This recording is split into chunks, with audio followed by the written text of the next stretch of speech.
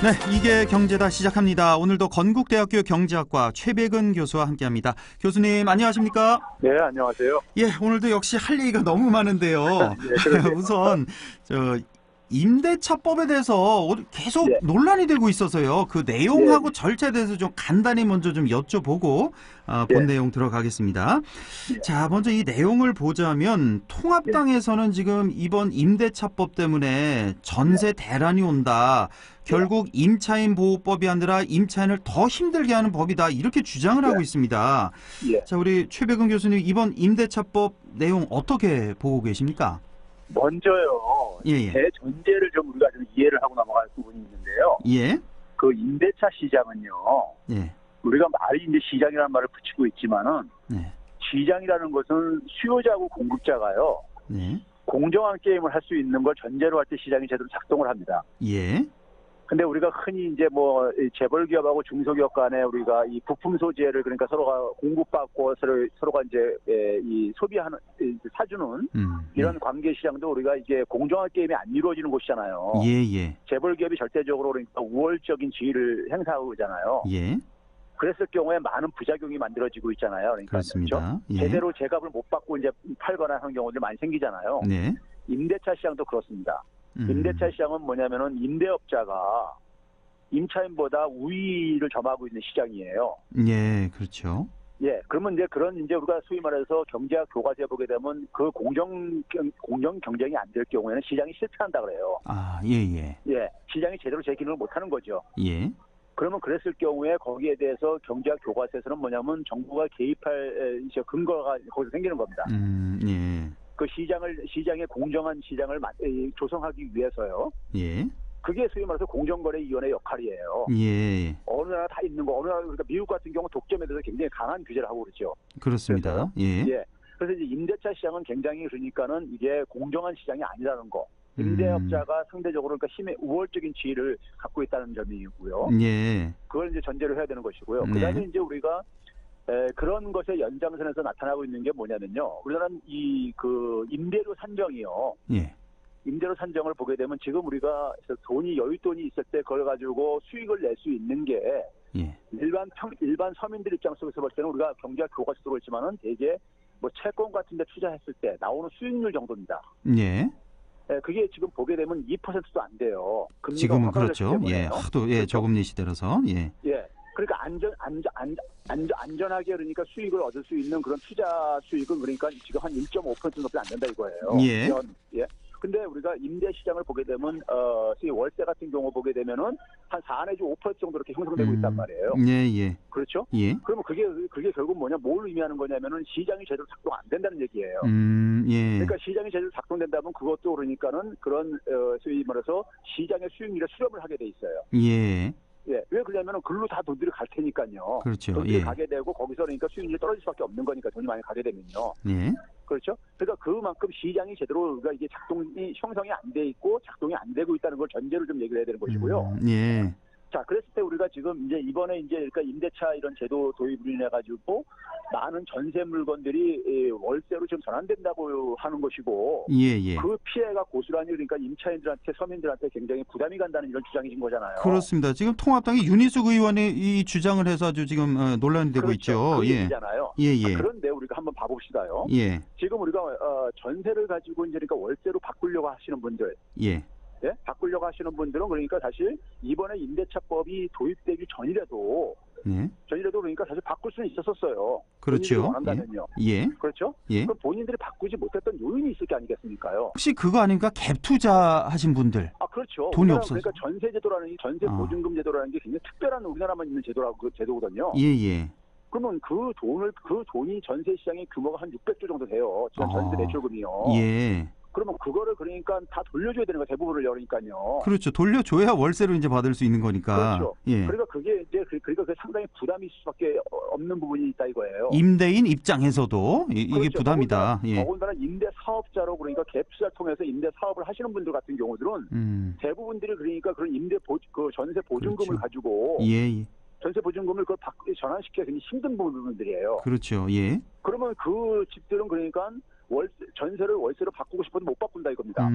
예. 첫째는요. 예. 그렇죠. 두 번째는 뭐냐면은 이럴 수가 있어요. 그러니까 예를 들어서 지금 집을 그러니까는 살려고 하시던 분 중에서 예. 살려고 하시던 분에서 이번에 그러니까는 소위 이 그 부동산 대책이 좀 효과를 볼 것 같다고 생각하시는 분들은요. 예. 집에 대한 매수를 그러니까 좀 자제하고 예. 좀 이제 떨어졌을 때 좀 이제 사겠다든가 이런 마음을 갖고 있으신 분들은요. 예. 전세로 더 그러니까 가능한 한 살려고 할 게 아니겠습니까? 그렇죠. 예. 예? 예. 그러면 그런 이제 수요가 일부가 그러니까는 소위 전세 시장에 그러니까는 소위 수요자로 더 이제 진입할 수가 있는 거죠. 그렇죠. 예. 전세 수요를 좀 증가시킬 수 있는 부분이 있는데, 예. 근데 저는 그 부분은 그렇게 크다고 지금 보진 않아요. 예. 크지 않고 그다음에 뭐냐면은 전세로 지금 살던 사람이 전세로 갈 때는 그러니까 지금 이번에 임대차 보호법 계약 갱신 청구권 때문에 예. 대부분이 그러니까 자기 전세 저거를 확보할 수 있는 장치가 지금 마련됐고요. 예. 예? 그러니까 이제 뭐 추가로 이제 그러니까 무슨 독립을 해가지고 부모하고 같이 살다가 독립하시는 분들이 그런 전세 물량을 할 때 그러니까 이런 신규 수요가 일부 영향을 미칠 수 있지만은 그 부분이 그러니까 저는 그렇게 많다고는 보지 않아요. 지금 당장은 괜찮겠죠, 그렇죠? 2년까지는 그렇죠. 괜찮겠죠. 일단 그렇죠. 이번에 갱신하신 분들은. 예. 그러면 이제 그런 점에서 봤을 때 그러니까는 지금 언론들이요. 네. 너무 과도하게 그러니까 과장을 해가지고 지금 그러니까는 소위 임대인들이 굉장히 고통을 받는다. 그러니까 분명히 월세가 전세보다는 그러니까 부담이 큰 건 사실입니다. 그렇죠. 앞에서 얘기했듯이 우리나라는 임대차 시장이 제대로 작동 안 하고 있다 보니까요. 예. 근데 그러다 보니까 이제 그 소위 말해서 임차인들의 그러니까 고통이 전세에서 월세로 바꿀 때 고통이 증가하는 건 사실인데 예. 그게 그러니까는 언론이 굉장히 신소봉대하는 측면이 있다고 저는 봐요. 예. 예. 그렇군요. 알겠습니다. 이렇게 보시는 거. 그러니까 뭐 4년 후에 이 전세난 가중된 전세 싹 없어지고 다 월세로 바뀐다. 그래서 임차인들 더 힘들어질 거다. 이런 우려. 그리고 이거는 너무 침소봉대됐다. 4년 후에도 이제 이게 거된다는 것도요. 예. 만약에 4년 동안에 그러니까 그래서 이번에 대책으로 인해 가지고 다주택자들이 집을 내놓게 되면요. 예. 내놓게 된다는 건 전제로 하는 겁니다. 내놓게 되면 집값이 하락을 하게 되면요. 예.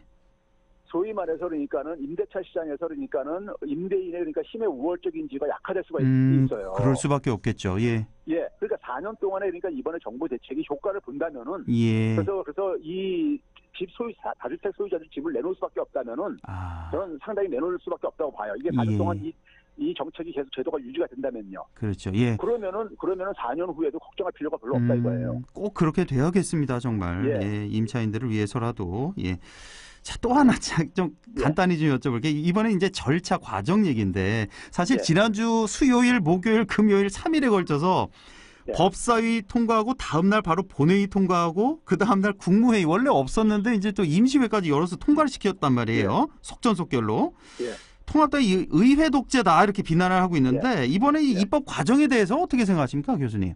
자, 지금 이제 우리가 가장 지금 정치는 기본적으로 국민에게 국민을 신명나게 해줘야 되는 거잖아요. 그렇죠. 예. 그렇죠. 예. 그러면 지금 국민들은 뭐냐면 부동산으로 인해 가지고 굉장히 고통스러워하고 있단 말이에요. 그렇습니다. 간에요. 예. 그게 이제 거기에 이제 저는 이제 원인 제공은 정부의 정책과 불신을 자초한 거예요. 측면이 있어요. 제가 늘 그 비판적으로 평가를 하듯이요.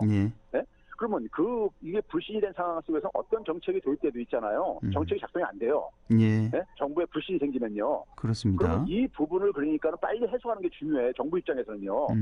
그래서 정부가 그러니까 주요 공직자들 그러니까 다주택자들 집 처분하라고 이렇게 막 가는 이유도 그거 회복 못하면요. 신뢰 회복 못하면 배작이 무효입니다. 국민들이 그러니까 다 믿지 않으니까요. 그렇죠? 그래서 정부가 그러니까는 지금 이 정치적인 부담에도 불구하고 그러니까 국민들한테 그러니까 빨리 그러니까 부동산 시장에 대한 그러니까 정부의 그러니까는 이 시그널을 확실한 시그널을 주기 위해서는 저는 불가피했다고 보고요. 불가피했다. 불가피했다 보고 만약에 이게 그러니까는 뭐 합의하면 좋죠. 근데 우리 지금 의회 정치를 보게 되면 언제 뭐 합의라는 게 제대로 작동된 적이 있는가는 저는 되묻고 싶고요. 시간을 준다고 해가지고 이게 뭐 합의가 도출되기 저는 쉽지 않다고 보고요. 그렇죠. 어차피 민주당이 다수당으로서 그러니까 여당으로서 그러니까는 이것을 처리하고 거기에 대한 결과를 그러니까 평가를 받으면 되는 거예요. 책임져야 되는 거죠. 그 결과에 대해서요. 그걸로서 저는 평가를 받으면 된다고 생각합니다. 뭐 무리수를 두긴 뒀지만 어쩔 수 없는 과정이었고 또 나중에 또 책임을 지면 된다는 거고 그렇죠. 여당에서. 예. 자, 오늘 본론 좀 들어가죠. 올해 2분기 경제 성장률 속속 발표가 되고 있는데 우리가 사실 지난주에도 얘기를 했었는데 예. 우리나라 왜 전 분기 대비해서 마이너스 3.3%, 전년 예. 동기 대비해서 마이너스 2.9% 예. 이렇게 역성장했다 그러는데 예. 다른 나라들 뭐 주요 국가들 2분기 성장률이 발표가 됐네요. 보니까 예. 속속들이 나오고 있습니다. 예, 교수님이 지난주에 예상하신 대로 지금 패닉입니다. 패닉. 이런 경우가 없었죠. 전 세계. 없었습니다. 예. 와, 미국이 그나마 제일 괜찮은데 마이너스 9.5%고 예. 뭐 유럽 대부분 나라 다 두 자릿수 마이너스고. 예, 맞습니다. 뭐 스페인 같은 경우 대단하네. 마이너스 22.1%니까요. 그러니까요. 와. 그렇죠. 그리고 뭐 이 신흥 국가 중에 하나인 멕시코 같은 경우도 18.9% 마이너스 18.9%고요. 멕시코도요. 멕시코도 심각하구나. 예. 혹시 일본 나왔습니까? 일본? 일본이 아직 안 나왔는데요. 아, 예. 전망치가 지금 그러니까 일본 내부에서 나오는 전망치가 한 마이너스 21% 정도 지금 얘기 나오는 것이 이게 가장 최근인데 일본은 근데 저는 성장률이 그렇게까지 취약으로 나올 것 같지는 않다고 생각하는 사람인데요. 아, 그래요? 왜 그러냐면요. 예. 일본이 그러니까 2차 추경까지 했는데요. 지금까지 5월달까지요. 예. 투입한 돈이 2조 2천억 달러요. 2조 2천억 달러요? 네, 우리나라 돈으로 계산해 보니까는요. 2,660조 원이에요. 2,600조 원이 넘어요? 일본이? 네. 우리가 투입한 게 35조거든요. 아, 일본도 어마어마하게 했군요. 그러니까 제일 많이 했어요. 지금까지 GDP 43%나 했어요. 미국이 제일 많이 한 줄 알았더니. 아닙니다. 일본이 더 많이 했어요. 아, 그래요? 그러니까 그런 상황 속에서도 지금 경제가 나쁘다 보니까 아베가 지금 뭐냐면은 이게 코로나가 지금 재유행하는 상황 속에서도 여행 가라고 지원해주고 있잖아요. 예. 그래서 그런 겁니다. 경제가 지금 완전히 너무 안 좋기 때문에. 아니, 잠깐만요. 일본이 이번에 이제 2,600조 원을 투입했다 그랬잖아요. 정부가. 예. 우리나라가 얼마 투입? 35조요. 우리나라 35조를 투입한 거예요? 예. 너무 적게 한 거죠. 와. 35조를 투입하고도 우리는 마이너스 3% 선이고 그렇죠. 일본은 2,600조 원을 투입하고 한 마이너스 20% 선이고. 예. 그러니까 엄청난 차이인 겁니다, 사실요. 그렇네요. 예. 이게 그러니까 이 팬데믹이라는 것이 일반 경기 침체하고 다른 게 바로 여기서 나타나는 겁니다. 그렇군요. 예. 아, 그러면 우리가요, 전 조금 아쉬운 게요. 예. 그러니까 우리가 뭐 미국이나 일본 정도 재정 투입하라는 말은 못해도 그 중에 한 10분의 1 정도만 투입하면 우리가 상당히 올라서겠는데요. 훨씬 플러스 위로. 그래서요. 제가 이걸 자세히 들여다봤어요. 들여다보니까는 1분기 대비요.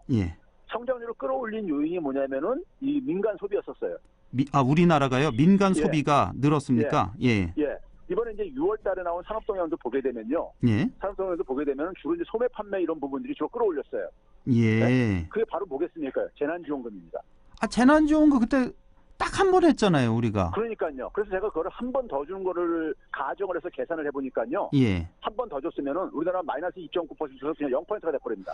한 번만 더 했어도요? 마이너스가 없어져 버립니다. 예. 그 정도입니까? 예. 그래서 제가 그래서 며칠 더 주면은 성장률 플러스 만들게 되면은 분모값이 그러니까 국가부채 비례해서 분모값이 그러니까 이게 그러니까 증가하기 때문에 GDP가 그렇기 때문에 오히려 그게 더 그러니까 바람직한 정책이라고 얘기를 계속 하는 거죠. 그 정도로 효과가 있습니까? 재난지원금 한 번 하는 게? 그렇게 해봤자 그러니까는 국가부채는 GDP 대비 0.5% 정도뿐이 안 증가해요. 재난지원금 한 번 더 줘도요. 그러니까 1인당 뭐 20만 원씩만 따져도 우리 5천만 원이니까 그 한 10조 정도 되잖아요. 대략 그냥. 그렇죠. 10조. 그러니까 이거 10조 정도만 투입해도 우리가 플러스를 바라볼 수 있다는 거 아니에요? 그러니까 이 마이너스는 없앨 수가 있다 이거예요. 와, 그렇군요. 그러면 일본 같은 경우 2,660조를 지금 투입을 했는데, 우리 그러니까 거기에 10조, 12조 정도 더 투입을 하자 이게 하는 게 뭐가 그렇게 부담스러운 거냐 이거죠. 그러니까 저번에도 한번 얘기한 것 같은데 우리 정부가 있고 기업이 있고 가게가 있는데 우리 제일 힘든 게 가게랑 기업이 힘드니까 정부가 조금 더 빚을 내서 이 사람들 도와주면은 얼마나 좋습니까? 지금 이제 재난지원금이 이제 다 소진되고 그러다 보니까 사람들이 다 쓰다 보니까요. 그렇죠. 자영업자들이 지금 굉장히 어려운 국면을 다시 진입하고 있어요. 그렇습니다. 제가 볼 땐 자영업자들 일어나가 지금 밀란 같은 게 일어날 수도 있을 정도로 지금 너무 힘들어가지고 그런 상황이기 때문에 지금 그 재난지원금 줘가지고 5월달, 6월달에 잠깐 한숨을 돌렸단 말이에요. 자영업자들도요. 우리가 분명히 효과를 봤죠 그때. 예. 실제로 수치상 그렇게 나오고 있어요. 막 재래시장, 전통시장 이런 데 엄청 활성화됐었잖아요 그때. 5월달, 6월달에 소매 판매가 증가했는데요. 백화점이나 대형마트는 마이너스가 그냥 계속되고 있고 나머지 그러니까 슈퍼마켓이라든가 편의점 이런 그러니까 지역에 있는 이런 데가 다 타서 끌어올렸어요. 우리 그때 재난지원금으로 백화점이나 뭐 대형마트 이런 데서 사용을 못했었잖아요. 그러니까요. 그게 그대로 수치상 나오고 이게 증명이 되는군요 이게. 예. 알겠습니다. 이거 참 정말 너무 생각할수록 아쉬운데요. 이거 좀 국민청원이라도 넣어서 정말 했으면 싶은 그런 마음이 드네요. 국가 경제에 대해서는 별로 그러니까 이 어떻게 되든 상관없고 자기들 그러니까 이해관계만 따지는 이 언론들이라든가 이 정당이라든가 이런 데서 그러니까 이건 좀 너무하는 거예요. 그렇네요. 그러니까 좀 그러니까 국민들한테 10조, 12조 정도 더 푸는 거 가지고 5천만 국민한테. 알겠습니다. 자, 지금 한미 통화 스와프 얘기도 좀 하고 싶은데 이건 다음에 한 1분 정도 남았는데요. 지금 왜 강제징용 그 배상 판결로 일본 제철 왜 자산 매각 내일인가요? 내일부터 이제 돌입하잖아요. 매각할 수가 있잖아요. 그 일본이 지금 뭐 보복하겠다 우리에게 하겠다 그러는데 어떤 보복을 하겠다는 건지 그 보복이 좀 무서운 건지 이것 좀 말씀해 주세요. 결론적으로 보게 되면요. 일본이 보복하게 되면 두 번째 자해행위가 됩니다. 지난 1년 전에 한번 자해행위를 했고 또 다른 자해행위가 될 수밖에 없는데요. 그 기본적으로 이제 금융보복을 이제 가끔 거론하고 그러는데 금융 관세 보복 이런 얘기 나오더라고요. 그렇죠. 자, 금융보복 같은 게 간단히 얘기하면요. 일본 국가 신용등급이 우리보다 2단계가 낮습니다. 지금이요? 지금 우리보다 낮아요? 거기다가 지난주에 S&P하고 피치사에서 추가 강등 경고를 했어요. 일본에게? 지금 지금 아까 얘기했듯이 정부가 재정을 그렇게 투입을 하고 앉았으니까 국가가 폭등하니까요. 그래서 지금 지난 3월 20일부터 그러니까는 이 달러 가격이 약세가 되면서요. 다른 나라 국가 통화들이 절상이 되고 있는데 일본은 한 4.4%만 절상됐고요. 우리나라는 한 6% 정도 절상됐어요. 우리가 훨씬 더 절상. 통화가 더 국제 금융시장에서 더 선호를 받고 있다는 얘기예요. 인기가 있다는 얘기인 겁니다. 그러니까 일본 통화가 그러니까 인기가 없다는 얘기예요. 근데 그런 상황 속에서 일본이 지금 우리나라한테 빌려준 돈이 한 50조 원 정도 되는데 그중에 상당수는 그러니까 은행이나 보험사에 들어와 있는 거는요. 이게 한 2년, 3년 그러니까 장기 이게 대출에서 해소하기도 어렵고요. 그리고 이걸 그러니까 또 그다음에 이제 지금 대부업계에 들어와 있는 것들은요. 여기 금리가 높기 때문에 들어온 거예요. 이거 철수하게 되면 자기들 돈벌이 포기하는 거예요. 또 똑같은 논리네요. 저번 수출 규제랑. 그 반도체 부품 소재에다가 일본 기업들 자해행위랑 똑같은 거고요. 그래서 관세 부과도 우리가 똑같이 그러니까 대응하겠다고 정부가 하는 이유가 있어요. 일본이 우리보다 그러니까 더 많이 일본 제품을 우리한테 수출을 해요. 우리가 항상 적자였으니까 일본에게. 미국하고 중국하고 할 때 관세 보고할 때요. 미국이 더 유리한 이유가 뭐냐면은 미국이 중국에서 수입하는 게 더 많기 때문인 거예요. 우리도 똑같은 구조예요 지금요. 그렇네요. 우리 걱정 안 해도 되는 거죠, 우리 국민들. 알겠습니다. 속 시원하네요. 오늘 말씀 고맙습니다. 교수님. 지금까지 건국대학교 경제학과 최백은 교수와 함께했습니다.